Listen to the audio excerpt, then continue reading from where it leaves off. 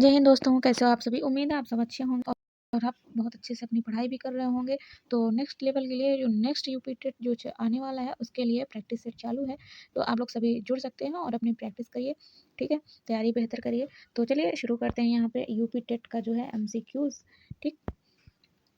तो यहाँ पे आ जाते हैं, फिर कह रहा है यहाँ पे जो है क्वेश्चन देखते हैं। क्वेश्चन नंबर पहला क्या कह रहा है, यहाँ पे कह रहा है पियाजे के अनुसार संज्ञानात्मक विकास का पहला चरण कौन सा है। तो यहाँ पे बहुत सा सिंपल सा क्वेश्चन है, ठीक है। तो इसका आंसर करिएगा। क्या हो कह रहा है, पूर्व संक्रियात्मक अवस्था होगा, संवेदी गत्यात्मक होगा या फिर ठोस संक्रियात्मक होगा या फिर औपचारिक होगा। देखिए पियाजे ने जो है 4 चरण दिए थे, संज्ञानात्मक विकास के 4 चरण दिए थे।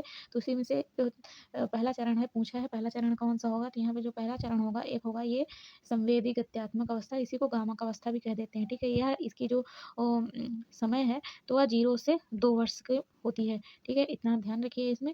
फिर अगला आता है, नेक्स्ट क्वेश्चन कह रहा है यहाँ पे, कह रहा है यहाँ पे अगला कह रहा है निकट विकास क्षेत्र ZPD जो है किस मनोवैज्ञानिक से जुड़ा हुआ है। तो यह ZPD का जो सिद्धांत था या किन्होंने ये दिया था, तो इसमें ये पूछ रहा है, कह रहा है इसने स्किनर ने दिया था, कोहलबर्ग ने, या फिर वाइगोत्स्की या फिर विनय। यहाँ पे वाइगोत्स्की जो है गलत लिखा हुआ है, तो यहाँ पे वाइगोत्स्की बना लीजिएगा, ऐसे वाइगोत्स्की है। तो ये जो ZPD का सिद्धांत था वह वाइगोत्स्की ने दिया था, तो वाइगोत्स्की ने दिया था।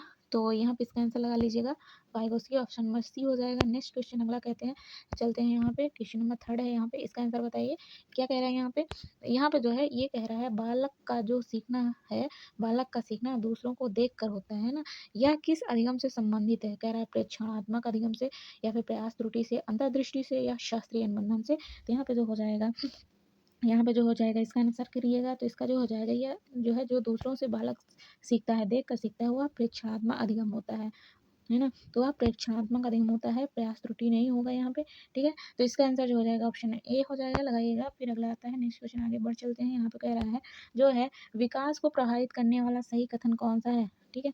तो केवल वातावरण होगा या फिर केवल वंशानुक्रम होगा, दोनों का संयुक्त प्रभाव होगा या फिर केवल विद्यालय होगा।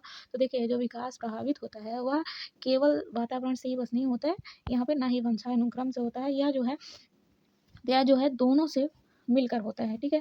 तो यहाँ पे इसका संयुक्त प्रभाव हो जाएगा, दोनों का जो है संयुक्त प्रभाव हो जाएगा। इसका आंसर जो है सी हो जाएगा। फिर अगला आता है, नेक्स्ट क्वेश्चन कह रहा है यहाँ पे, कह रहा है ठोस संक्रियात्मक अवस्था में, ठोस संक्रियात्मक अवस्था में बच्चा क्या कर सकता है।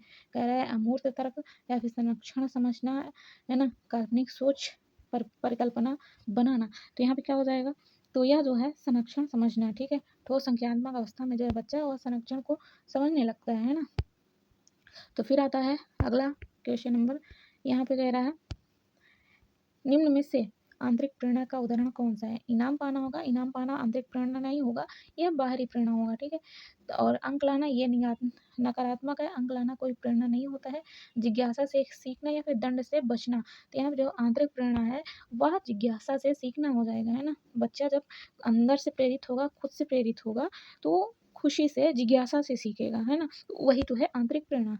तो ये हो जाएगा ऑप्शन नंबर सी। फिर अगला आता है, कह रहा है कोहल वर्ग का सिद्धांत किससे संबंधित है, पूछ रहा है। तो यहाँ पे भाषा विकास से होगा या फिर नैतिक विकास से होगा, सामाजिक अधिगम होगा, शारीरिक विकास होगा। तो यहाँ पे शारीरिक विकास नहीं होगा, सामाजिक अधिगम किसने दिया था, यह वाइगोत्स्की ने दिया था। और कोहल वर्ग का जो सिद्धांत था वह नैतिक विकास से संबंधित था, ठीक है। कोहल वर्ग ने जो है नैतिक विकास का सिद्धांत दिया था। तो इसका आंसर हो जाएगा बी। क्वेश्चन नंबर 7 का जो है आंसर बी हो जाएगा।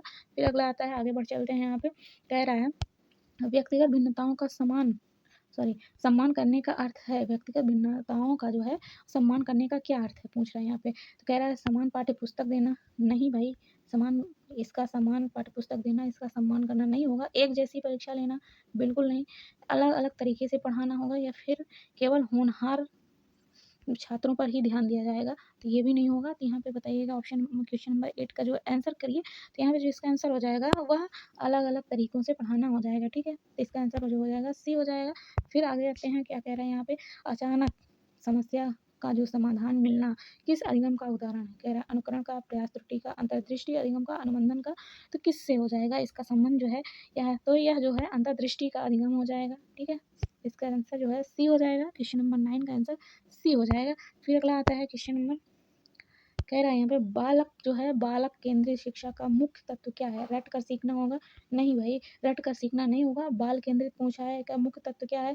सक्रिय भागीदारी होगा, फिर शिक्षण नियंत्रण हो जाएगा। शिक्षण नियंत्रण बिल्कुल नहीं करना है भाई, है ना। कठोर अनुशासन भी नहीं करना है। यहाँ पे जो है सक्रिय भागीदारी इसका आंसर हो जाएगा, है ना। सक्रिय भागीदारी बाल केंद्रित शिक्षा का तत्व, मुख्य तत्व है।